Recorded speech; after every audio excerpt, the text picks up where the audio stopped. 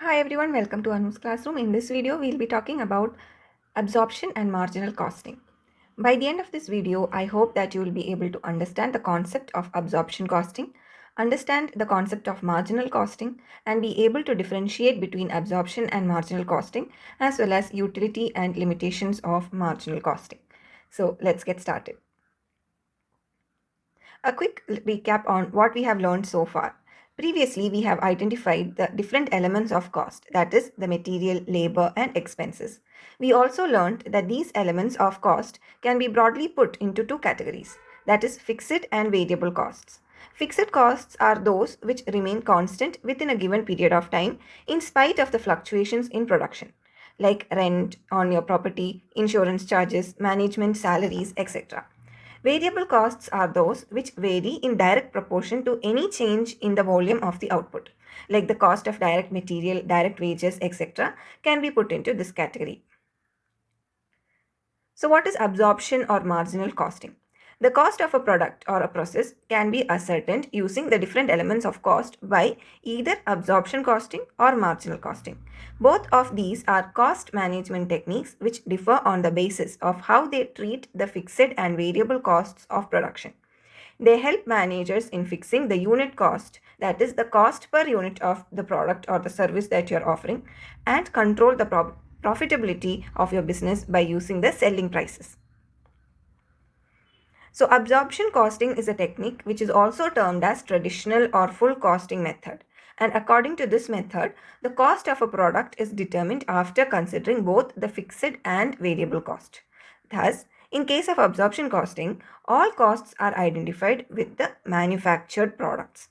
Since both the variable and fixed costs are treated as production cost, profitability will get influenced. When we use this method to set the unit cost, the cost per unit will reduce as the production cost increases. Why? Because fixed cost per unit will reduce when the number of units produced are increased. But variable cost will remain proportionate to your produced units. We'll get to know that more using an example with which I hope to make this whole concept of absorption and marginal costing clear, but I hope you understood the basic concept that is behind it.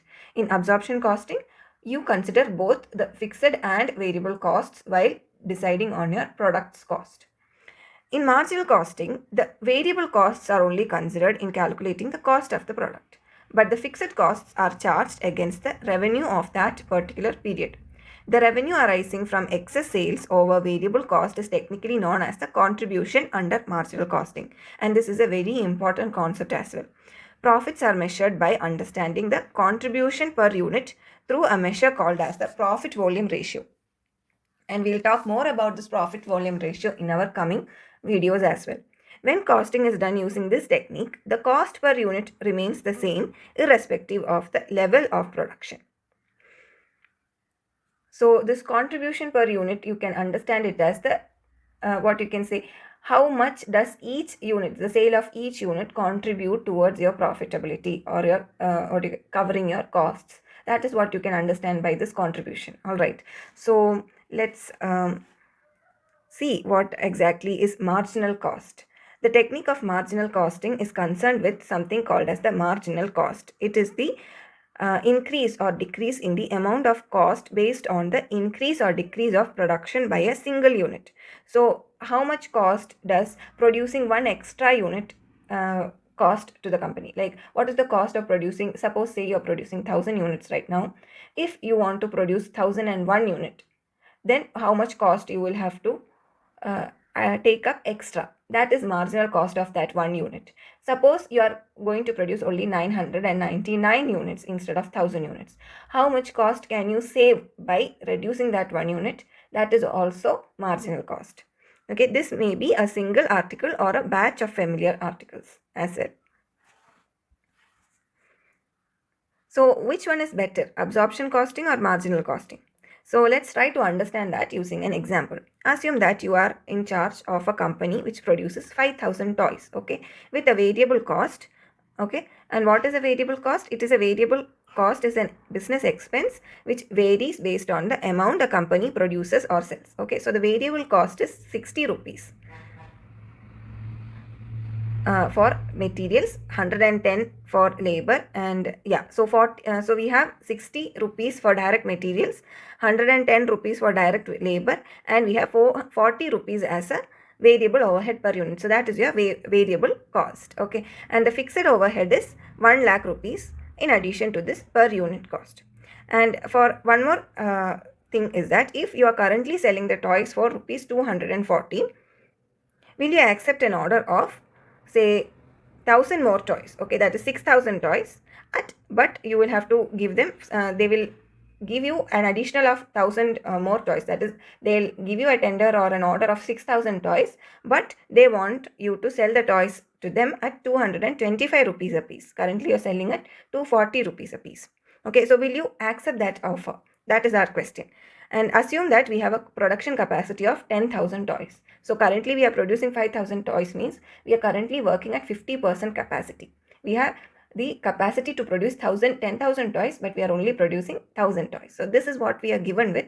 Let us see whether we should accept this offer or not by using both absorption costing and marginal costing. Okay, so let's get started with it. Cost using absorption costing. So first let us try to use the absorption costing method to find the cost of a toy. Okay, so all the per unit cost, that is 60, 110 and 40, that is 210 rupees is the variable. Per unit you have to spend 210 rupees. Now out of that you have a fixed per unit cost, fixed overhead of 1 lakh rupees. Okay, so since we are doing absorption costing, and since absorption costing considers both the fixed and overhead costs together while considering the what you can say the cost, we have to divide 1 lakh rupees by 5000 units. Okay, because 5000 is what we are currently producing. Okay, so that comes to be around 20 rupees per unit. So 20 plus the earlier 210, it will make 230 rupees. So according to absorption costing, our cost for producing one toy is 230 rupees. Okay, and currently we are selling at 240 rupees, means we are getting a profit of 10 rupees per toy. So now the big question, should we go for that additional 1000 toys order? Okay, so the cost per unit remains 210 itself, but the new additional overhead cost, okay, that will be 1 lakh divided by 6000. That comes to be approximately 17 rupees. It will be 16 point something something. Let's round it up to 17 rupees.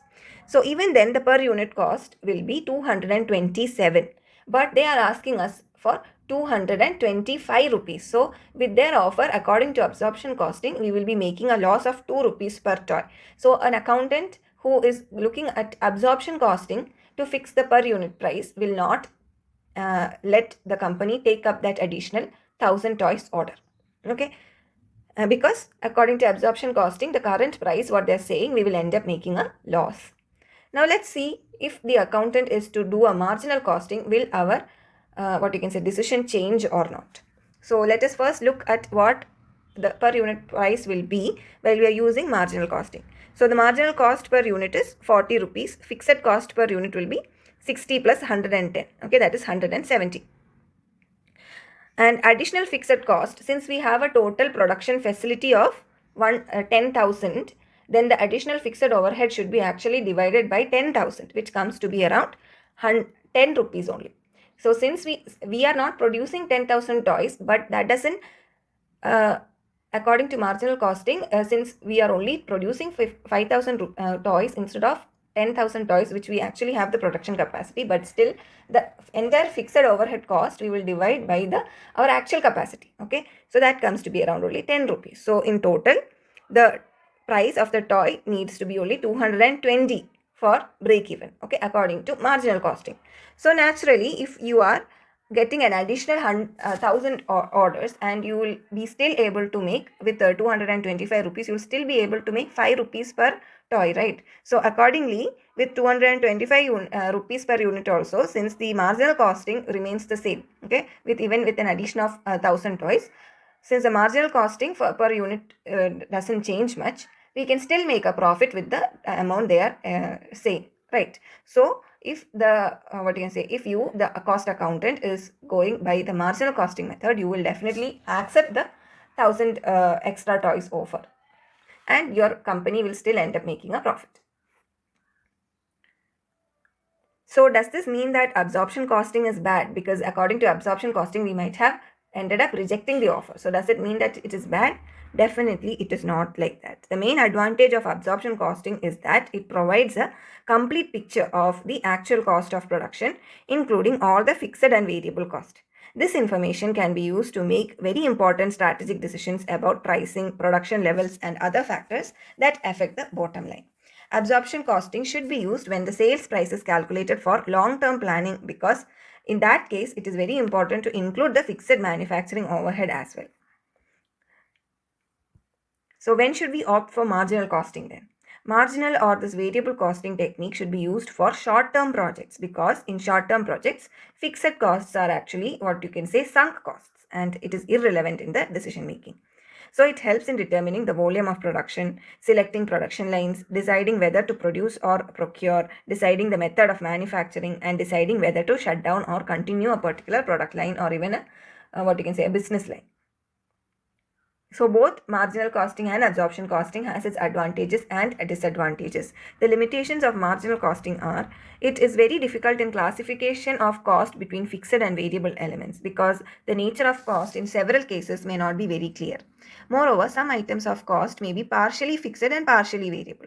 The marginal costing technique is very challenging to apply in many firms as well. Because marginal costing ignores the fact that fixed costs are also controllable, it is very less effective in cost controlling. By placing the fixed overheads in a separate category, the importance of their controllability is very much reduced. Hence, it is not as effective in cost control compared to traditional costing.